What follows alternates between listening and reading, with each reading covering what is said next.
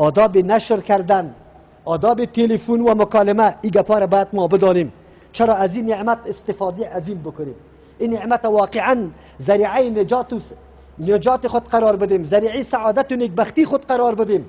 صفحات عمر خود ما مثل که ملائک پر میکنه از اعمال نیک، ما خودی ما این صفحه خودی ماست، در دست خودی ماست، ایرم پر بکنیم به اعمال نیک، با آیات کتاب الله، با حدیث رسول اکرم صلی الله علیه و سلم، با نصیحت های مفید و مثمر که 20 سال بعد صفحه تو باز شوه در او کلامی باشه که واقعا از او کسی استفاده بکنه، نشوه که نعوذ بالله عمرای ما فقط در مقابله تیر شوه، به دو دشنام تیر شوه، به زد بازی تیر شوه.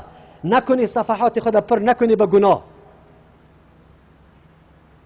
دقیق باشیم، این نعمت الله را بشناسیم، استفاده درست بکنیم.